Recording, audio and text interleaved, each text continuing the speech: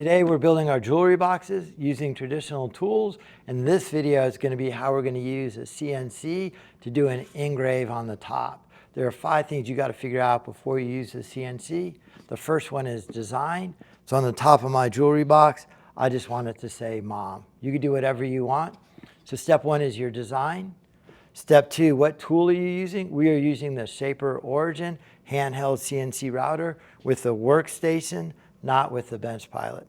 So we've got our design figured out. We have our tool figured out. Next, we need to figure out what cutter we're going to use. We want to use an engrave bit. So this is a V cutter or engrave bit. The way I change the bit on here is I unplug the router from the machine, so I need to unplug it. Use a hex key to loosen it up. Loosen it up enough to get it out. To change the cutter right here, I have a spindle lock. I push this in until it clicks, and that holds the spindle. And then I use a wrench to loosen the collet. I loosen the collet. It is a 1/4 inch collet. I have to actually loosen it twice. This will come out. These are expensive, fragile bits. They can't fall. And I put in that V cutter. Most of the shaft is inside the collet. I tighten it up with my fingers, holding the spindle lock. I tighten it up. None of these tools get left laying around. They have to go back into their cases. The router goes back into the tool, gets plugged back in, and I tighten it up.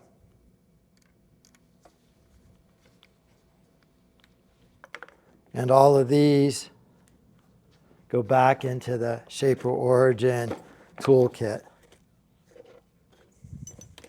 Okay, so first I figured out my design, then the tool I'm using, then the cutter I'm using. Then I need my material. This is my material is 10 by 4.5 by 1/2 inch thick. That's the 4th thing. And then the 5th thing is fixturing, how I'm going to hold it down. Because I am using a V cutter and my design's pretty simple and there's not a lot of lateral movement, double-sided tape will work well. I'm going to put double-sided tape on here. I need to press it down. And then I tear both the tape and the backing separately so that it's easy to get started again. You know, 2 pieces of tape probably are good, but you don't know if it's good or not until it fails. So I'm always going to do a little bit extra on there. So now I have my fixturing. I'm going to put my board down, flush up to the workstation this way, right here. And then what I need to do is make sure it's flush to the tabletop. You use this shaper bar right here. It clips in right here. Once it's clipped in, I reach under here, release this lever, and I bring this all the way up flush. Once it's flush on there, I lock the lever underneath, removing this bar. So again, first things I need to figure out, number 1 is my design. Number 2 is what tool am I using? Number 3, what cutter am I using? Number 4 is how I am fixturing down. And then number 5 is making sure that my material is set up. Now I'm going to come over here to the screen. There's 3 operations here. I'm going to start with the scan. If there's a lot of workspaces up here you're not sure about, you could delete them out. But I'm going to create a new scan. It's saying start scan, hit that green button. I hit that green button. I move this around to pick up what they call dominoes. I pick up all of the dominoes. I can see they're turning blue. I also like to pick up my board down here as well. I'm going to finish that scan. So it's updating in a workspace 2. So now it knows where it is. Next, I'm going to design. And I just want to create. and I'm going to create basic text. Love you, Mom. That's a little complex, but love you, Mom would work.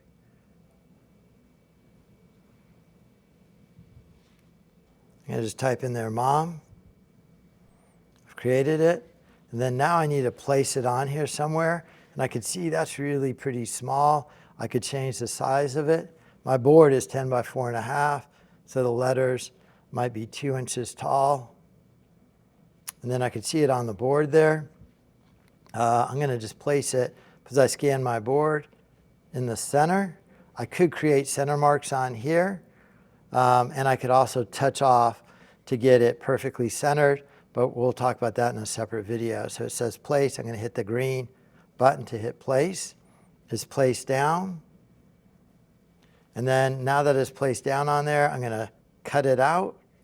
And this is telling me how deep I'm going. This is what line it is. This is a cutter. It's a 1/4 inch flat end mill, so that's wrong. So I'm going to change that. And I'm going to turn it to an engrave bit. It's telling you to do a Z touch off. I'm going to do that automatically.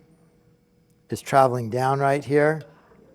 It is touching off of my board and going back up and figuring out where my Z0 is.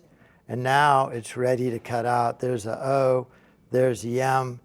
Remember, this is my cutter and this is my depth. My board's only a 1/2 inch thick, so I'm not going to go a lot less than that. I'm going to go more like, let's say a 1/4 inch deep, which is still pretty deep. So I like that. I'm going to have to cut it out here. You want to make sure the vac is hooked up to it. I'm just going to start cutting right now. It says cut. Safety operations is my work area is clean. I have safety glasses on. I hold this tool with 2 hands. And then I got to turn the router on. So I turn the router on and I hit start. And you can see it traveling here, up,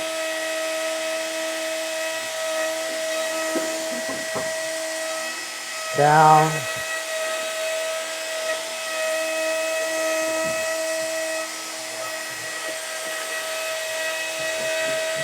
after I'm done the M, I could hit retract, go over to the next letter, hit cut. I moved it too fast, so it automatically popped back up. So I'm going to have to hit cut again. Again, you need to have the Festool vac. It's telling me to go this way, and make sure you have the vac hooked up, but it's hard for me to talk over it.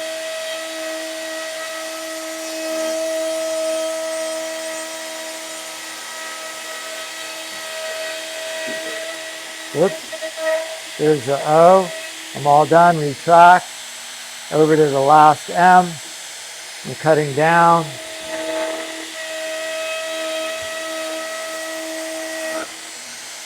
Again, I moved it too fast. I go back here and cut again.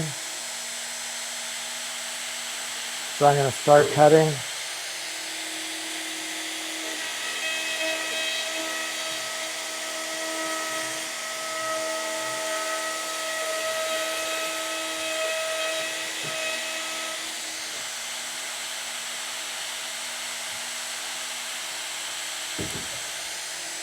Fastest way to run cattle is slowly. You probably just slow down.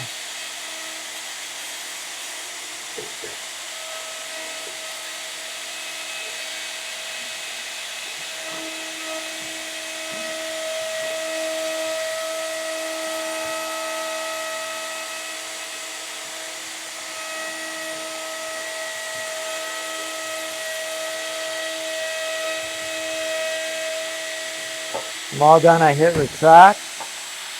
Turn the router off. And there it is right there. I'm going to just use it. I got a lot of dust because I didn't use the vac. And you can see there's my jewelry box. It's pretty deep. This was a 1/4 inch depth on that engrave.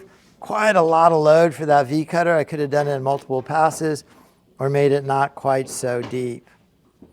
All right, well, there it is, getting started on the Shaper Origin with the engrave on the top of your jewelry box.